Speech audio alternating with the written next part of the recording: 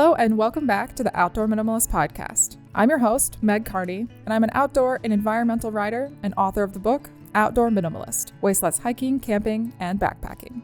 The Outdoor Minimalist podcast has the goal to give listeners actionable ways to waste less hiking, camping, backpacking, and more during every step of their process. Your impact outdoors starts long before you hit the trail and goes beyond leave no trace ethics. You'll learn how to identify sustainable outdoor brands, how to ask hard questions regarding sustainability, and begin to shift and evolve your mindset to integrate minimalism into all of your outdoor pursuits.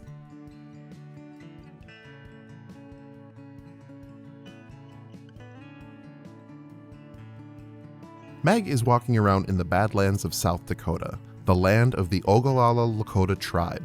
So it's me, Alex, gracing you with an intro this week. In episode 105 of the Outdoor Minimalist podcast, Meg explores how rural communities can build more inclusive outdoor spaces.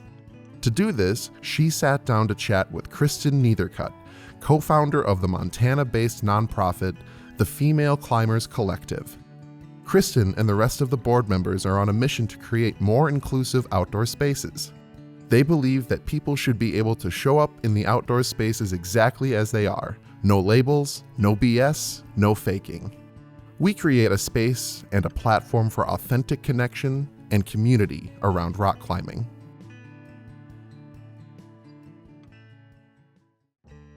This podcast is sponsored by Diorite Gear. Diorite Gear sells sustainable trekking poles handmade in their Portland, Oregon workshop. By taking ownership of their production, Diorite Gear is also able to minimize their trace in manufacturing and in the environment, while their poles' recyclable and easily repairable components allow you to do the same. As someone that hikes daily and often in the Cascade Mountains or its foothills, trekking poles are a staple in my gear lineup. And the Diorite poles not only have comfortable cork handles, but I love the high level of adjustability, durability, and overall performance, no matter the time of year I happen to be hiking.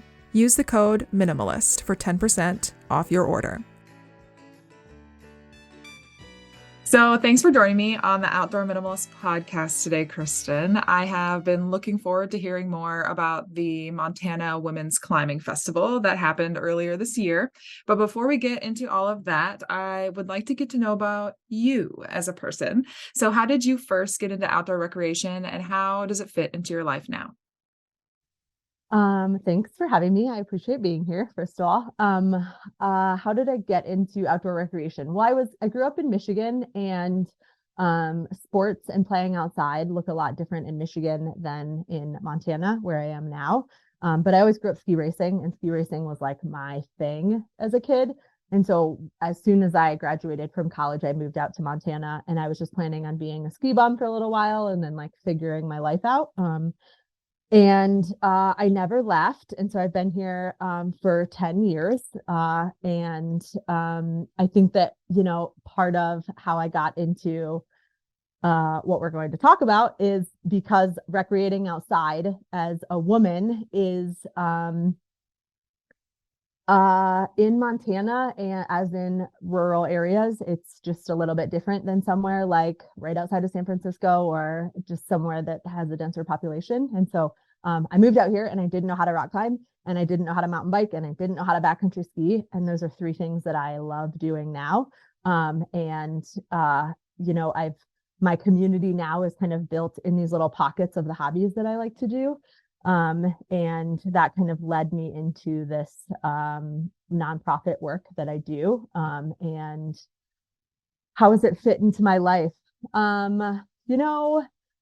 It's changed and shifted throughout like the pandemic. I got furloughed, and I manage a concert venue and event space. So just like every concert venue, we shut down. And so I was playing and collecting unemployment and really focusing on my hobbies. And then now today, it looks more like weekend warrior status, sometimes 3-day weekend status, and less full time as it was, during the pandemic and during when I was furloughed. So it kind of, it's nice that your hobbies are always there and they fluctuate so much, like I haven't really rode that many bikes. I haven't rode my bike that much this year.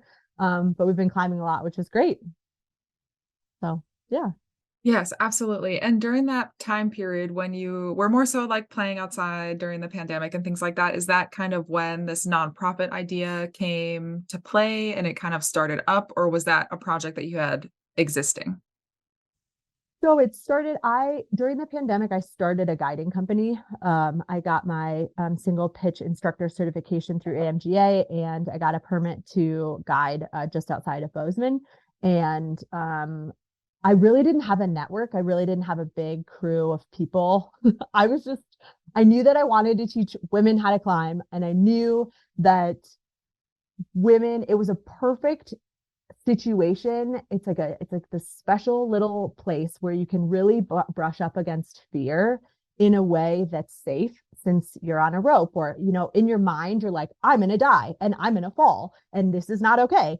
And so it's like you're scared but you're safe, because I was the guide and I was the person that was like keeping the people safe. So anyways, I wanted to teach women essentially they're stronger than they think, and that fear is something that can be managed. And so I started this guiding company, and through that I met all of these amazing humans, and really built my climbing community through that. And so the person who started the climbing festival, Anju, she just had this dream. She had this dream of a grassroots cooperative event that brings women together around rock climbing. And so she put in for a permit and got the permit, which is a hard thing to do in Montana. The permitting process takes minimum 6 months. And there are some places that you just virtually cannot get permits. So anyways, what happened was Anju had this dream. She put in for a permit, and then once you get the permit, then you build around the permit. It's similar to like liquor licenses in Montana. They're really hard to get. They're really expensive. So anyways, I was doing my thing with my guiding, and I was getting gear from a local shop to use for my guiding thing. And she was like, oh, you should talk to Anju. There were like three other people that were like, you should talk to Anju. Like, she's doing this climbing festival thing. I'm too swamped. I can't be involved. You should be involved. And so we got connected that way. And that's kind of how the climbing festival started. Was, she had a permit and she had this vision. And around that, we built this grassroots environment. And, the first year that we did it, we were just the Montana Women's Climbing Festival. It was an LLC. We're just going to see if people would show up. Do people even want this? Is this a space where this can even happen? And so we started, and at that time there were 4 of us that were planning. 3 of us still are on the board of directors, and the one person has switched out in the different iterations of this. But we made an LLC, and I was the only person that had any event planning experience and background at all, and everyone else either worked at like a sports store shop and had a lot of connections in the industry, or were guides and climbing coaches. And so we kind of divvied up all of the things that kind of needed to happen. And my role was kind of the organization and the ticketing, and how is it going to run? How is it going to look to the guests, to the user when they engage with the festival? And then, we were running clinics and all of those things. And so we were able to kind of like look at, this is what we think should happen. This is how we can kind of divvy up who's working on sponsorships, and who's working on the marketing piece, and who's working on the guiding and the clinics piece. And then all of the like admin organizational things kind of fell on my plate, just because that's what my background is. And, our first festival was $40, and clinics were $40, and it was very grassroots. We were we all still all volunteers. The difference now is that we do actually pay all of our guides to be there. Year 2 and year 3, we are paying our guides, but we made it super cheap, and we sold out at about 50 people, I think. And then our wait list was double that. So we had all these people on the wait list, and we couldn't, at that point, we didn't have relationships with the, good relationships yet with U.S. Forest Service or the Bureau of Reclamation, because we camp on a reservoir. And so we work with the Bureau of Reclamation for our campsite. And so, in the different iterations of how this has evolved, we've built relationships with those different people, and they know what to expect from our group, and that we're not coming in and we have a bunch of RVs and we have fireworks and we're loud and we like negatively impact the environment, or we're camping where we shouldn't be, or like using the bathroom how we shouldn't, garbage everywhere, like all of that stuff. That's what they're nervous about on the first year. And so going into the next years and becoming a nonprofit and stuff, they were so much more lenient on, their expectations. And but we had no idea going into it if people were going to show up, how, like, what to do, how many parking spots do we have, how many, like all of these things that we were like, we're just going to figure it out and hopefully it's going to be great. And it was, and it was very well received. And the wait list, I mean, the only downside was, in general, climate change, the smoke almost shut down the climbing area. So US Forest Service lifted the ban on access to one of the areas that we climb 10 days, maybe even less than that, 7 days before our festival was supposed to be there. And then with the smoke, there were a lot of people that couldn't come just because of health reasons. We're outside for 3 days. And so after the first year, we were like, okay, this is a thing. People want it. It's viable. And like, now what the hell are we going to do? So yeah. Yeah, that's amazing. I love how much it has like grown and impacted that area positively. And just to kind of like back up for a second. Yeah. So the first year you just established the LLC for the Montana Women's Climbing Festival. And now in the third year, it has grown into the Female Climbers Collective, which is the nonprofit, correct? Yeah, exactly. Okay. Awesome. So I would love to know a little bit more about kind of like the goals and the mission behind like why the climbing festival is really important for all of the women involved in creating it, since you already had built that community for yourselves. And so like, why did you feel it was necessary to expand it to a wider audience? Yeah. So the goal and the mission of, so after year one and going into year two is when the nonprofit hit. We were like, okay, we're getting all this funding and we need more to make this a viable thing, to stay consistently doing this. We're paying fees in certain areas where if you were a nonprofit, you wouldn't have to. Also an LLC for tax purposes, like hits somebody's taxes. And so there were a lot of reasons that were like, it makes sense for us. And also we're not making any money. So like, it doesn't really make sense to keep it as an LLC if like we're not actually making any money. And this isn't supposed to be a thing that is making money. It is a thing that builds community. And so like that umbrella, we created the nonprofit as an umbrella, and the mission of the Female Climbers Collective, which is the nonprofit that hosts the Montana Women's Climbing Festival, and ideally more things in the future. And we'll get into that. But, the goal of this festival and everything that the Female Climbers Collective does is to create a safe, allied space for women and genderqueer individuals to in the rock climbing world. And we do that, like we build the platform we create the platform for the community to come together. And that's what we do with the festival. Like, it started selfishly because I wanted more climbing friends, but what it grows into is, during the festival, I'm like, not really, it's not actually for me. You know what I mean? We're creating the platform and we're bringing people together so that, and we're, we do like a little icebreakery, like break everybody up and meet other people and have some questions that kind of break down barriers right at the beginning so that, like you kind of are in a group of 6. So you're like, these 6 people, I know they're here by themselves and they're really intimidated. One person just got out of a really bad breakup and wants to get back into moving her body, like whatever it is, it creates a smaller and more intimate space. And so we start out with some curated things that kind of break down barriers right off the bat. But other than that, we're camping and we're climbing together. And so we're creating that platform for people to come together to build the community. And I think that, a big piece of our mission, and when we're looking at, how are we different than other people and what does growth look like? And for us, being in rural communities and like Montana, there are pockets of like bigger towns in Montana. It's all still pretty small, but rural community, like the vast majority of Montana is very rural. And so how do you connect how do you connect people in rural communities so that you feel a sense of community? And that's kind of what our mission is like focusing on the rural aspect of our community to be like, hey, we're all like, everyone in this platform, in this container this weekend is all like-minded and allied, and we're spread across the state of Montana, which is huge, but we're here and you're not alone. And there are other people that look like you or feel like you or show up in a similar way. And we all like this hobby and this sport together, and you're not alone, even though it sometimes feels like it because of how rural the area is. And another piece of the mission, which you're not really getting as much in, I keep saying rural areas and I don't really know how else to describe it, but there isn't a lot of education or opportunity for continuing education in the state of Montana.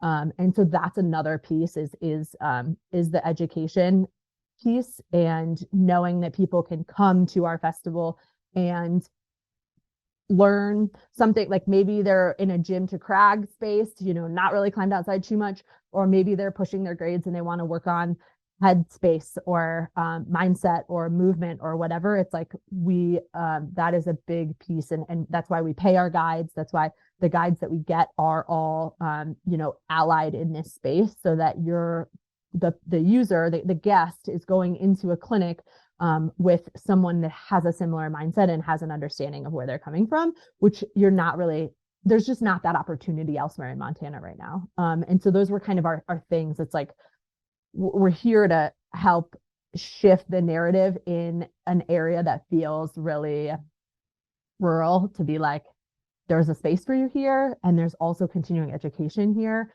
and the way that you show up today can be different from tomorrow or from the next day, and you're welcome and you're enough, Yeah, that's amazing. It really reminds me of, I had an episode come out in June with the Uncharted Outdoors Women organization. And they were talking about how important it is to have women instructors so women can feel comfortable really kind of like learning new skills and pushing boundaries, because when women are together, like when I have entered outdoor spaces most of my life, it's very male dominated, as you can probably attest to that. And I worked in the rock climbing industry for a long time before I was a writer. And so like knowing that there are spaces where people are trying to like cultivate a stronger community, like within focused on female body movement and the way that we work as different teams and individuals and our mindsets and stuff is just so much different than I think the industry standard has established, I guess. Totally. 100%. And I feel like, as I said, when I moved out here, I learned how to do like some of this started for me very selfishly. Like I learned how to do all of the sports that I love so much that I do all the time in Montana from men, and not that that's bad. My life partner is actually one of the people that taught me how to trad climb, love him to death. But recreating with women and in allied spaces where you don't necessarily feel like you have to show up and push your grade or red point something, or the goal is to send your hardest, blah, blah, blah, like whatever it is, the goal sometimes. And like, I think that, as the Female Climbers Collective and as the Montana Women's Climbing Festival, we're always there to cheer people on that are sending and that are crushing and that whatever, but like, we're also holding space for like, I just like to do this because it's fun. And that's the kind of climber I am. Like, I just show up in this space and like, I started guiding because like, I like to do this. But like, I'm not this like elite athlete. I'm not this crazy. I have not built my entire life around climbing, and that's all I do. And I live and I breathe it. It's like, brings joy, and that's enough. Like that can be enough. And you're part of this community, whether you're climbing 512 or whether you just got your first bouldering problem in the gym. Like it's all the same, and we're all here around the same joy. And I feel like sometimes in, male dominated and really masculine centered grade chasing vibe that comes with typical climbing, like we are in opposition of that. We are, we're here to serve the community that doesn't necessarily resonate with. And I think, last year, one of the workshops that we did, we had a licensed therapist come in, and it actually ended up being really great because we had a day of rain. And so we all sat together, and it was cold and it was rainy, and we were under this group shelter, and we all came together with blankets, and we talked about fear and how stress shows up in your climbing, and how you manage fear with a partner and communicate with your partner in these stressful situations that we love to do and that we enjoy doing. And whether your stress level is, your threshold for stress is over here, or if it's, you're summiting, on-siting first ascent, like whatever it is, it's like we all feel stress and we all feel fear. And how do we take those emotions and manage them and be able to communicate with maybe non-allied people, or maybe you're in a group of male dominated people that are there and they just want to summit, or they just want to push grades, or they're whatever it is. It's like, how can we deal with our emotions and talk about them and bring them into the conversation? And I don't think that those conversations are necessarily happening outside of spaces like this that are intentionally bringing those up. I would agree. Yeah, that those conversations are not really happening outside of that. It sounds amazing though. Like it's all so relevant and important, and it influences your experience while you're climbing. Like you can turn something that could become a really negative climbing experience into something that ends up being really positive. And I think that is great.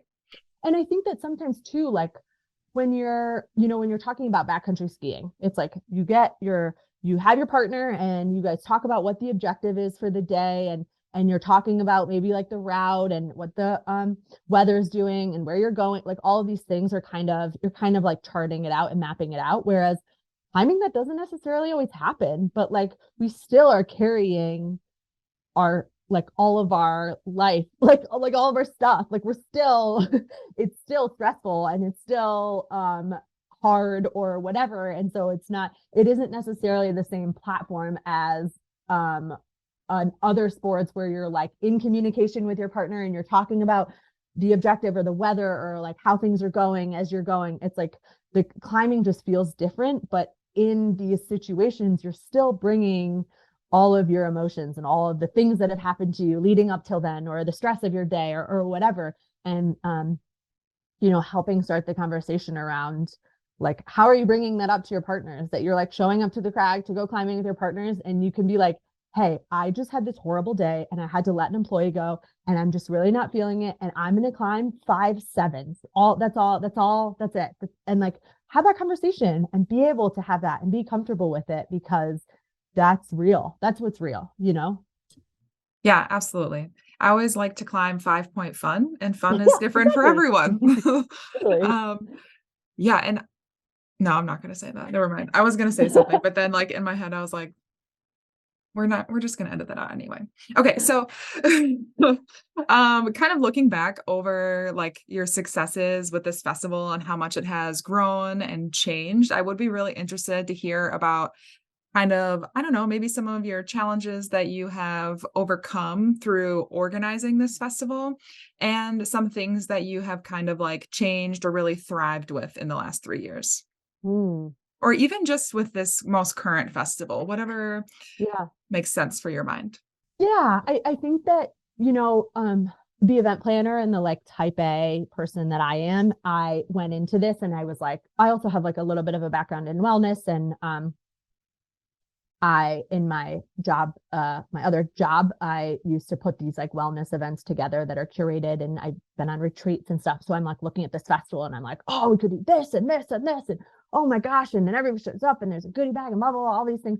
And so like when I got into it, I was like, I had all these lofty ideas of like how we could make it really cool and really special. And, over the past 3 years, some of those have come to fruition. Like, for example, we wanted to be able to offer a meal because the way that our campsite is laid out, you're kind of spread out in this group site. And so everybody And it's car camping. So everybody brings their camping stuff, and sometimes people eat near their cars, or they'll bring the camping stuff or the like cooking stuff over to the group site area and kind of eat together. But it was very spread out. And so a piece where it would be great is, everybody arrives on a Friday and they leave on a Sunday. And so there's really like one full night together. And so I was like, on Saturday night, if there could be food so that people, you get done climbing and you come in and you change, but you come back and there isn't like a disconnect. It feels more fluid and you're like staying with everyone, and no one's like going back to their cars and not coming back until the evening programming. And so there have been a few things like that where it's like, I want the meal. I want a meal. I want to be able to give everyone a meal so that everyone is still like the conversations and the connection and the, what happens over a meal is just great. So anyways, there have been things like that. And that was a success this year. We had a partner that helped provide chili, which in retrospect, I was like, I don't know about chili. And then it was cold and chili was amazing. And it was the highlight of some people's trips were like in blankets a little bit, because like Montana at the beginning of June is still cold. So the food was great. We got that this year. It was incredible. It was so great. I hope to work with Emma and her team again next year. And another thing that worked really well, we became a nonprofit a month or two before year 2. And because of that, it's not like we were fundraising. We've always relied on brand sponsorships from climbing brands, and even like reaching out to like the local REI or whatever for sponsorships. That is also like part of our raffle, but like that funding is the only funding that we've ever had. Going into year 3, we had been now a nonprofit for enough time to fundraise, which ended up being incredible, because one of our challenges this year was funding. I don't know if like everyone, it seems like all brands are cash poor, but gear heavy. And so it's like everybody wanted to send us gear, but that isn't actually paying our guides and paying the fees that we have to whatever, and paying for our website and our insurance and like all of our things. It's like we need to sell all this gear on a gear trade or whatever to be able to pay for this festival. So that was a challenge this year, was like we were hoping for more funding from brands, but then what came out of it was we did local fundraising for nonprofits. There are a couple different initiatives that we'll participate in going into next year, but in Bozeman and in the Gallatin Valley, we have this thing called Give Big, and all of the nonprofits in the Valley can participate in it. And from that, I was hoping for $1,000, and we raised so much more than that. And it was so great to see that like we can rely on the community for funding, and it was just reassuring that like the community also believes in what we're doing, and we don't necessarily have to ask Black Diamond or Mountain Hardwear or whatever for big chunks of money to help us keep doing this work and serve our mission. A thing in the past that was also hard was figuring out dates. That was challenging. Our first one was in the fall, which is fire season. Our second one was over a holiday weekend, because we wanted to be able to bring more content. And so we did it over Labor Day weekend or Memorial Day weekend, whatever, the one in May. And we were able to like come in on a Friday and leave on a Monday and have like 2 full days and 2 full nights of content and speakers and all this stuff. And it ended up blowing up in our face, not only because it was a holiday weekend, but also because it rained. It like rains every time. So anyways, I think that also the later that we go into June and into the summer is guiding season for guides. And so it's hard to then get the guides that we want. Or like have an incentive for them to come, because not all of them are necessarily Montana based. So yeah, it's like every year there's a different iteration of an issue. But it's been also turned into something that works out really well. And like when it rained, year 2, when it rained, it was like we had all these workshops planned, and it was awesome because everyone could sit. We had a full day of workshops that we all did together. And so they got the content and they got the things that we had planned. It just didn't necessarily happen at night, and there was less climbing than we had originally planned. So, yeah. I mean, it all sounds very successful. A lot of different things to overcome in there, and a couple of things that kind of, as you were talking, it made me wonder because you mentioned earlier that what is it, the land reclamation people? Bureau of Reclamation. Okay, there we go. Thank you. Bureau of Reclamation. Yeah. Yes. They were like concerned of having the Mhm. festival there. And when you think of a festival, like oftentimes people do think of like trash being left behind, really loud groups, like kind of interfering with the peace of that landscape. And so how have you kind of integrated like sustainability and leave no trace, not only into your programming, but how you run the event? Yeah, I think that that's always been an important piece. And as we look at growing, it's a tough piece. But so for us, we wanted to be as environmentally friendly as possible, and the way that we do that is through, you know, let's see. I'm trying to describe, like, think of like how I describe this. So where we camp is on a reservoir, and we have one group site with a group covering a group, like a pergola thing with a bunch of picnic tables under it and a couple pit toilets, and then there's water on site. So there's electricity, water, and toilets on site, and enough parking for everyone to park and camp in their car or camp in a tent. And it's kind of down this road that's a little private, which was an important piece for us as well, just based on the community. And what we do is then the climbing is like a 8 to 10 minute drive away, to these little canyons that are just east of the campsite.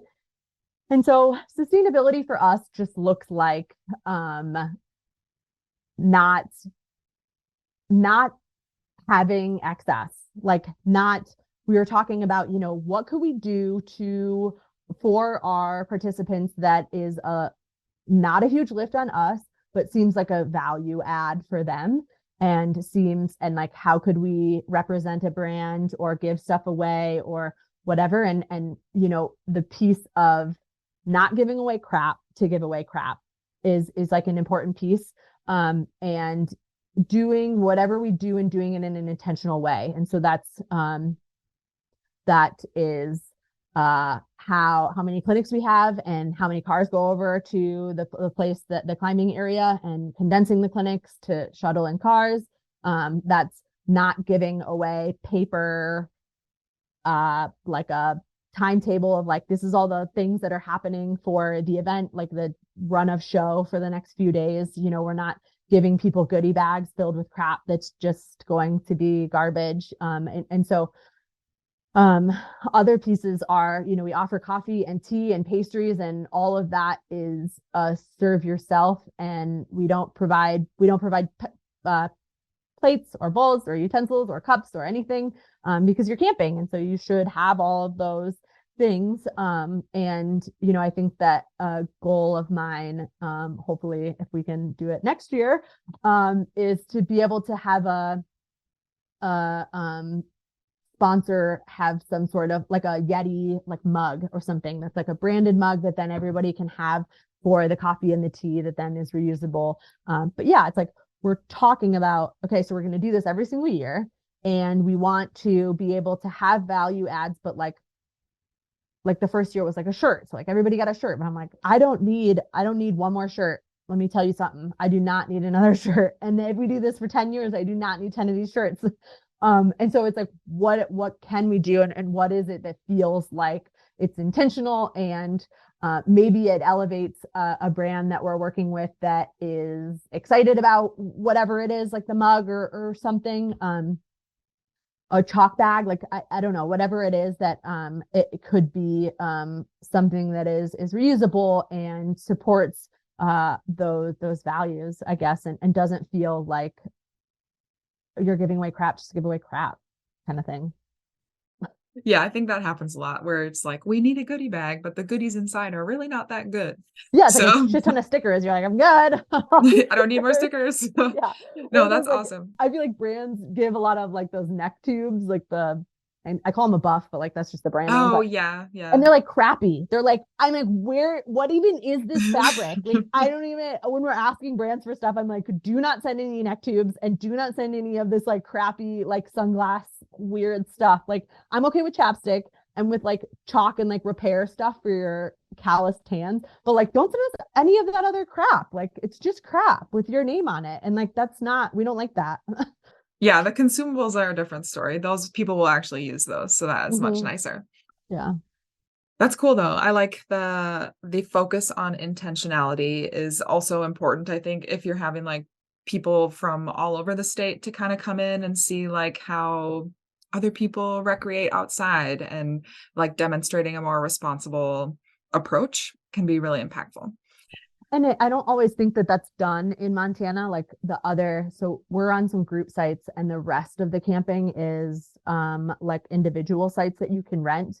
And when we were there over Memorial Day weekend, which is a big weekend for people to go out and the campers and all this stuff, it's just like the four-wheelers and the razors and the campers and all this stuff. And it's like, like that it's like no shame on whoever that, if that's the way that you recreate, and that's fine. But like, we can get more people if we don't have campers, and we can walk, and like, you just don't necessarily need all of those things. And so it was funny to be, us over here on our little group campsite, and he's like, like campers and the power boats and all the things running by. I think that that's like kind of a climber's ethos too. And the people that are interacting with the environment in a way that we are, it's kind of like, it, we didn't even think twice about it. Like, obviously we're not bringing campers. Obviously we're not, showing up in this way that we're not all driving up like the canyon that you can climb in is like super, super skinny.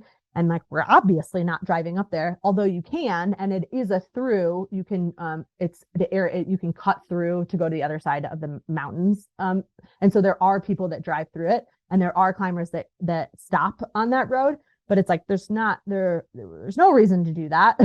Like, this is just eroding this environment. But yeah, I think that for us, it was like a no-brainer. Yeah, that makes a lot of sense. The activity that you plan on doing often dictates those types of things. So Definitely. okay, so back to the festival in general and Mhm. kind of like the growth and changes that have occurred over the last 3 years and the establishment of the Female Climbers Collective. Do you guys have plans to expand even more or to enter more communities in Montana or even outside of Montana at some point? Yeah. Well, I feel yes. The answer is yes. But growth for us right now looks like growing our board. There are four of us that do this, and we also have full-time jobs. And so it was a lot this year. And so growth for us looks like increasing the board, and then, you know, uh being a reflection of our community. And so growing our board also looks like including that diversity, which is really important for us. I think that, we are all, like, the four people that are on the board are white, straight, cis women. And that is not necessarily a reflection of, the community that we speak to, and the community that is that we're including in our festivals and in our reach. So goal for us would be growing the board, and then from there growing our reach. Like, geographically right now, most of our reach is Montana, Colorado, and Washington. And the age demographic is like late 20s to like 40-ish, like 41-ish. So we did have a couple people this year from out of state, some people from Colorado. We even had a woman come in from Chile for our BIPOC scholarship, which was incredible. And so I think that, with expanding the board of directors helps us expand into the Helena market, the Billings market, the Kalispell market, the Missoula market of like just spreading out across Montana. And then growth like long term looks like other rural areas. Like how about Idaho? How about Wyoming? How about, we're obviously not trying to be in competition with something like the International Climbers Festival in Lander. And that's not where, growing to be that large isn't necessarily with one festival isn't necessarily our goal. It's like, how can we build more community? The idea and then the mission and the growth is community building in rural areas around rock climbing and educating those communities and creating a platform for people to show up and know that they can show up as they are. And those are, it's not necessarily like to grow to be huge and like make it a business in and of itself. It's like, how can we keep it small and organic and small? Like this year's festival, we sold 80 tickets. And so sure, that isn't like 450. Like I went to one in California that is a climbing festival and they had like 450 people. And, it gets to a point where it doesn't feel necessarily like community building as much. It just feels like an experience, more of like a retreat experience and less of like community. And like for me, the coolest part of what we do is hearing the stories. So like, for example, my dental issue, I go to the dentist all the time and they all are still wearing masks, which is great, but I didn't recognize this person and she pulled her mask down and she was like, I was at the climbing festival. Hi. And I was like, oh my gosh, hi. What's up? This is great. Hi.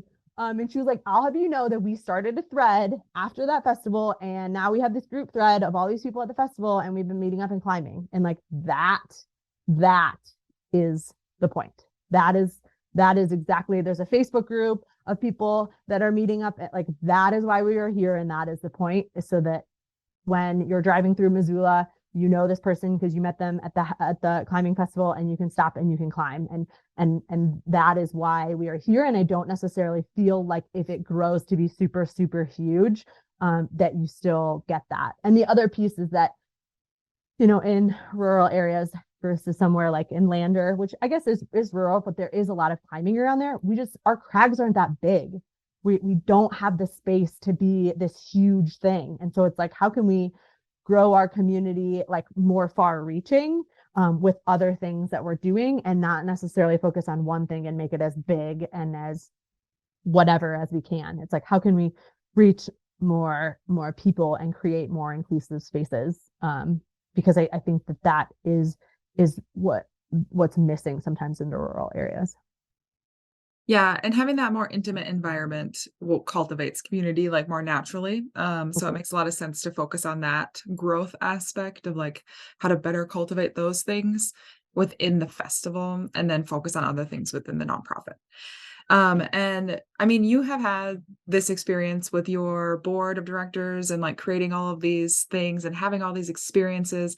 And I know that there are rural areas all over the country where there's great recreation opportunities and probably people that wish that they could cultivate similar communities to yours. So how do you think other areas or other people could help create a more inclusive outdoor community, even if it isn't revolving around rock climbing in their rural area?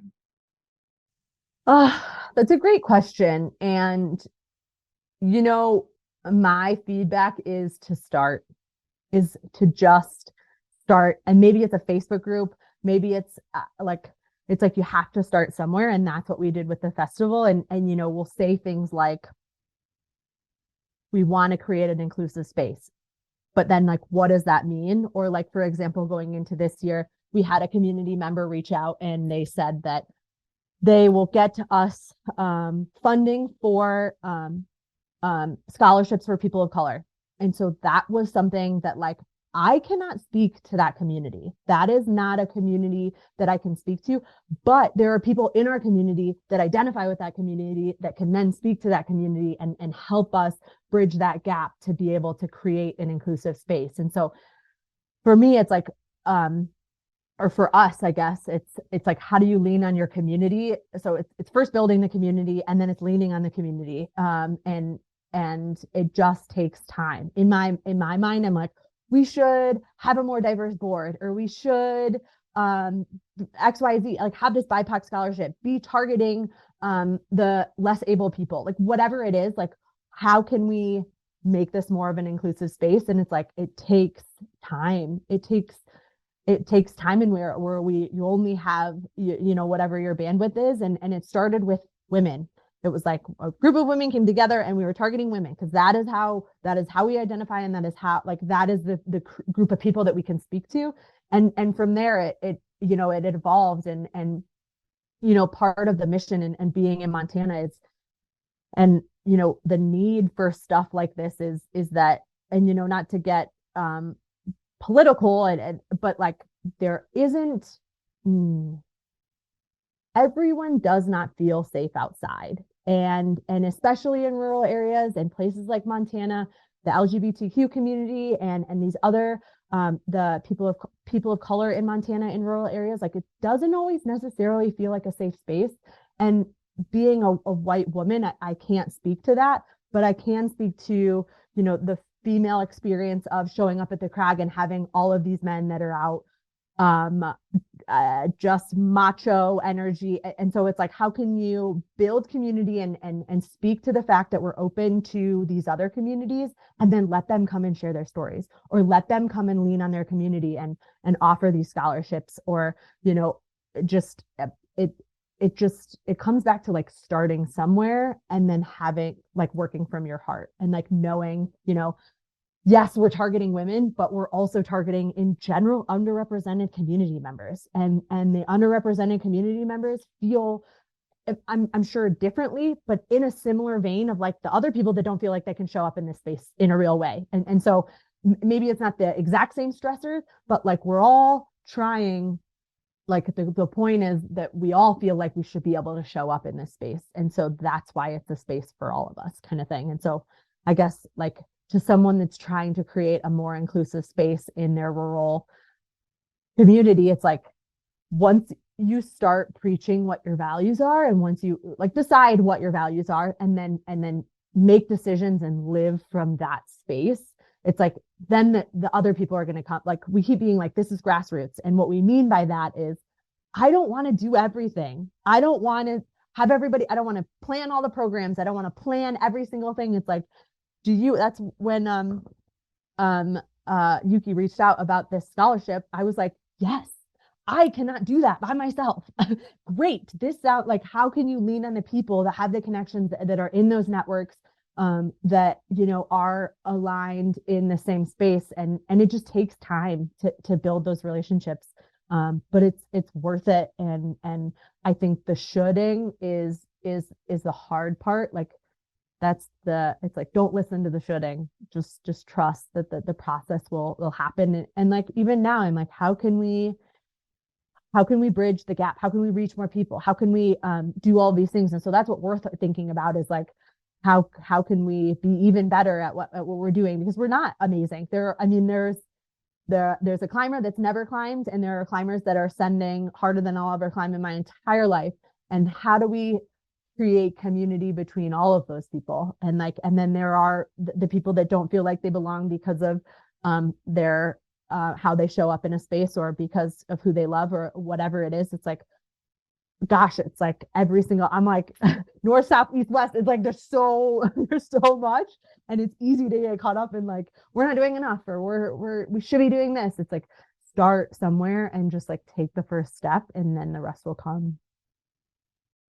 Yeah, I think that's a great philosophy, and potentially more grounding, you know, like not as overwhelming to like jump in and being like, we need to do this, this, this, and this for it to work. Totally. And just going into it and being like, this is what I have and this is what I can offer, and we'll make it work. And we're doing our best, like knowing that you're like you're living from your heart space, you're living your values, you know, you came up with the values and you're living them. And so like every opportunity that you have to like make a choice that's values aligned or not values aligned, it's like, those help build the community. Those are showing your community how you're making your choices. And no one has all the answers. And there have been many times where we're like, retract a statement and say it in a different way that is more inclusive. Like, we're all learning. It's just like you have to start somewhere and you have to learn as you go, and you have to pull people in. That's like the next step. We actually had a meeting a couple nights ago. I'm like, we just need more voices to help dictate where this is going and how we can speak to different communities, because that is the next iteration. Absolutely. Yeah. Awesome. Yeah. So how can listeners learn more about the Female Climbers Collective then if they want to get involved in any capacity? Yeah, we're on Instagram at mt.womens.climbing.fest. And then our website is mtwomensclimbingfest.com. And we're on those two platforms. We're also on Facebook, but a lot more active on Instagram. And so you can find us there. Awesome. I'll be sure to share all of those links to your socials and the website in the show notes so people can check them out easily there. But with that, thank you so much for taking the time to come on the show and share your experiences. Yeah, of course. Thanks for having me. Thanks for listening. And if you like what you hear, let me know. Leave a review and be sure to subscribe so you never miss an episode. You can find us on Instagram at outdoor.minimalist.book, on YouTube, or subscribe to our weekly newsletter at theoutdoorminimalist.com. For even more updates, other educational resources, and to help build an outdoor community with the shared goal to create a better outdoor space as we recreate.